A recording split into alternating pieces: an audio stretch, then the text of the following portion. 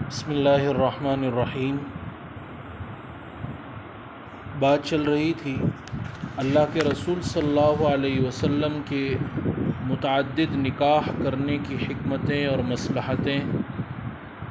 اللہ کے رسول صلی اللہ علیہ وسلم نے ایک سے زائد جو نکاح فرمائے اس میں یوں تو بے شمار حکمتیں تھیں، لیکن بنیادی طور پر کچھ بنیادی طور پر جو حکمتیں تھیں ان کو اجمالی طور پر اس طرح تقسیم کیا جا سکتا ہے، 4 کیٹیگری میں تقسیم کیا جا سکتا ہے۔ نمبر 1، تعلیمی حکمتیں، یعنی جن کا تعلق امت کو دین کا علم سکھانے سے ہے۔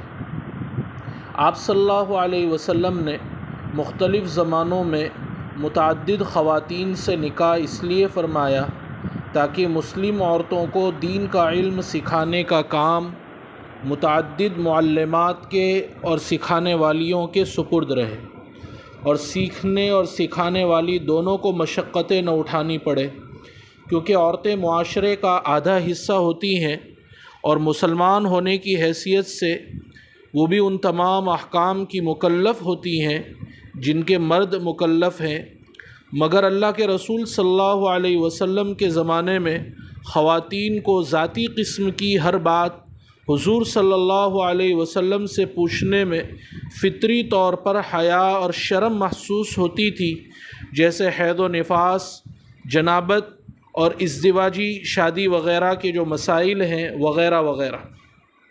اور دوسری جانب خود ہمارے نبی صلی اللہ علیہ وسلم بھی اس قدر باحیات ہے کہ اتنی باحیا ایک کنواری لڑکی بھی نہیں ہوتی۔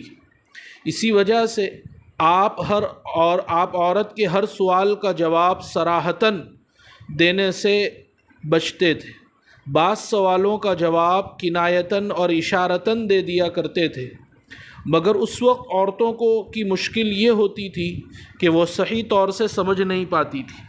اس قسم کا ایک واقعہ ام المؤمنین حضرت عائشہ رضی اللہ تعالیٰ عنہ روایت کرتی ہیں کہ ایک انصاری عورت آپ صلی اللہ علیہ وسلم کے پاس غسل حیض کے بارے میں پوچھنے کے لیے آئی تو آپ نے اسے غسل کا طریقہ بتلا دیا، پھر اس سے کہا کہ خوشبو لگایا ہوا روئی کا پھایا لے کر اس سے پاکی حاصل کرو۔ عورت اچھی طرح سمجھ نہیں پائی، اس نے پوچھا میں اس سے پاکی کیسے حاصل کروں؟ آپ نے شرم کے مارے پھر صرف اتنا ہی کہا کہ اس سے پاکی حاصل کرو۔ اس نے پھر وہی سوال کیا، آپ نے حیرت اور پریشانی کی ملی جلی کیفیت میں چہرے پر ہاتھ رکھتے ہوئے کہا سبحان اللہ تطہری بہا، اب اسے پاکی حاصل کرو۔ حضرت عائشہ اس موقع پر وہیں موجود تھی، فرماتی ہیں کہ میں نے اس انصاریہ کو اپنی جانب کھینچا، اس سے کہا اس روئی کے ٹکڑے کو فلاں فلاں جگہ پر رکھنا، یعنی خون کے جہاں داغ دھبے لگے ہوں، اور اس سے خون کے اثرات کو صاف کرنا۔ فرماتی ہے کہ جب میں نے صراحت کے ساتھ اس کو بتلایا تب جا کر اس عورت کی سمجھ میں آیا۔ ظاہر سی بات ہے کہ نبی پاک صلی اللہ علیہ وسلم اپنی شرم و حیا کی وجہ سے اس خاتون کے سامنے صراحت نہیں کرنا چاہ رہے تھے۔ اسی طرح خود عام طور پر عورتوں کو بھی اپنی فطری حیا کی وجہ سے بہت سے ذاتی قسم کے مسائل میں کھل کر آپ سے سوال کرنے کی ہمت نہیں ہوتی تھی۔ اسی نوعیت کے جو ذاتی، پرسنل اور خانگی گھریلو قسم کے سوالات کے جوابات امہات المؤمنین دیا کرتی تھیں۔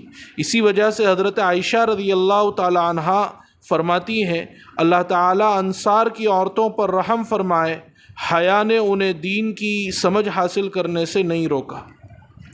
بعض انصاریہ صحابیات رات کے اندھیرے میں حضرت عائشہ وغیرہ ازواج مطہرات کے پاس دین کا علم، حیض و نفاس اور جنابت وغیرہ کے مسائل پوچھنے کے لیے آیا کرتی تھی، اور امہات المؤمنین ان کے حق میں بہترین معلماؤں، استانیوں کا کردار ادا کرتی تھی۔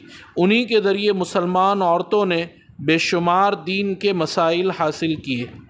پھر چونکہ یہ بھی واضح ہے کہ سنت محض اللہ کے رسول صلی اللہ علیہ وسلم کے ارشادات، کہی ہوئی باتوں کا نام نہیں ہے، بلکہ آپ کے عمل اور آپ صلی اللہ علیہ وسلم کے قول اور تقریر، یعنی آپ کے سامنے کوئی کام کیا گیا ہو اور آپ خاموش رہے ہوں، ان تمام کے مجموعے کا نام ہے۔ ان تمام پر عمل کرنا امت کے لیے ضروری ہے۔ تو ہمیں خود سوچنا چاہیے کہ آپ صلی اللہ علیہ وسلم کے گھریلو اعمال اور مشاغل کے بارے میں ہمیں کون بتلائے گا؟ یہ کام تو ازواج مطہرات ہی کر سکتی ہیں۔ اس میں کسی شبے کی گنجائش نہیں کہ امت کی ان ماؤں کے ذریعے ہم تک دین کے بہت سارے قیمتی مسائل اور معلومات پہنچے ہیں۔ وہ امت کی مائیں ہی نہیں تھی بلکہ بعد کے مسلمانوں کے لیے بہترین معلمائیں بھی تھیں۔ ان میں سے کئیوں نے آپ صلی اللہ علیہ وسلم سے بے شمار احادیث روایت کی ہیں۔ خود حضرت عائشہ رضی اللہ تعالی عنہا 2000 سے زائد روایات نقل کرتی ہیں، اور وہ حفظ اور اتقان میں، ذکاوت اور فطانت میں اعلیٰ مقام اور مرتبہ رکھتی تھی۔ نمبر 2، تشریعی حکمتیں، یعنی جن کا تعلق احکام شرعیہ، اوامر اور نواہی سے ہے۔ آپ صلی اللہ علیہ وسلم کے متعدد نکاح کرنے میں تشریعی حکمتیں بھی پوشیدہ تھیں، اور یہ اتنی واضح ہے کہ ان کو آسانی سے سمجھا جا سکتا ہے۔ مثلاً آپ صلی اللہ علیہ وسلم نے اس عمل کے ذریعے بہت ساری زمانے جاہلیت کی عادتوں اور رسومات کا خاتمہ کیا ہے۔ مثلاً متبنہ یعنی منہ بولا بیٹا بنانے کا طریقہ اسلام سے پہلے عربوں میں بہت زیادہ رائج تھا۔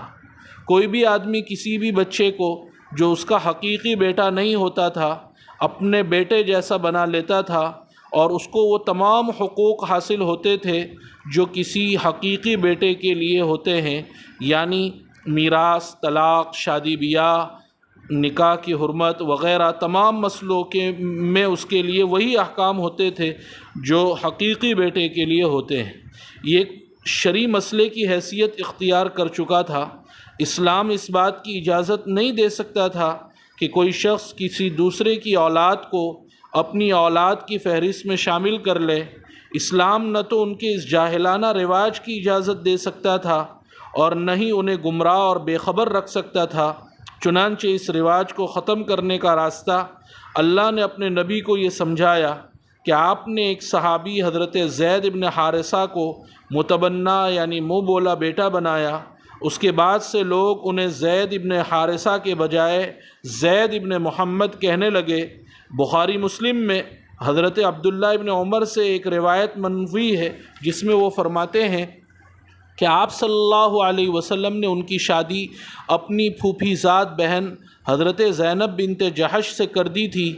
وہ ان کے ساتھ ایک مدت تک رہی، مگر دونوں کے درمیان اچھے تعلقات بہتر نہ رہ پائے۔ نتیجہ یہاں تک پہنچا کہ حکمت خداوندی کے تقاضے کے مطابق حضرت زید نے حضرت زینب رضی اللہ تعالی عنہا کو طلاق دے دی۔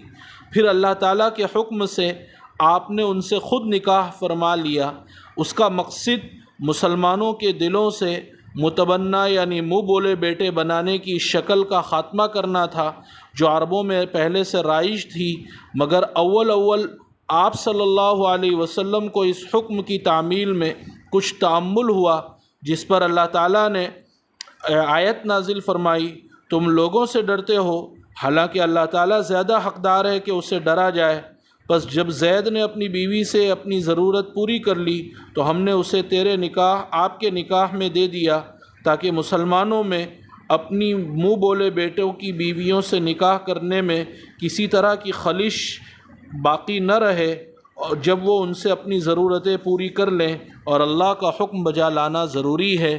اس واقعے کے بعد سے متبنہ یعنی منہ بولا بیٹا بنانے کی وہ رسم ختم ہو گئی جو زمانے جاہلیت سے عربوں میں پائی جاتی تھی، اور اس کو مزید موقت انداز میں اس کی تردید کرنے کے لیے اللہ تعالیٰ نے قرآن میں فرمایا، محمد صلی اللہ علیہ وسلم تمہارے مردوں میں سے کسی کے باپ نہیں، لیکن وہ اللہ کے رسول اور تمام نبیوں کے خاتم النبیین ہیں، اور اللہ ہر چیز کو خوب جانتا ہے۔ اس سے یہ حقیقت بھی واضح ہو گئی کہ آپ صلی اللہ علیہ وسلم کی حضرت زینب سے شادی کسی نفسانی خواہش کی وجہ سے نہیں بلکہ اللہ کے حکم کی وجہ سے ہوئی تھی، اور اس شادی کا مقصد مسلمانوں کے ایک معاشرے سے ایک جاہلانہ رسم و رواج کو ختم کرنا تھا۔ خود اللہ تعالیٰ نے اس کا مقصد قرآن میں واضح کر دیا۔ اسی وجہ سے حضرت زینب اپنی اس دوسری شادی سے بہت زیادہ خوش تھی، بلکہ بعد میں تو وہ بطور فخر کے بیان کرتی اور کہتی تھی کہ میری شادی کا فیصلہ اللہ تعالیٰ نے ساتوں آسمان کے اوپر کیا۔ بخاری کی روایت میں یہ مضمون وارد ہوا ہے۔ معلوم ہوا کہ حضرت زینب بنت جحش کی حضور صلی اللہ علیہ وسلم سے شادی تشریعی حکمت کے پیش نظر اور ایک جاہلانہ رسم اور بدعت کے خاتمے کے لیے ہوئی تھی، اور اس کا فیصلہ خود اللہ تعالیٰ نے فرمایا تھا۔ یا رب صلی وسلم دائما ابدا علی حبیبک خیر الخلق کلہم۔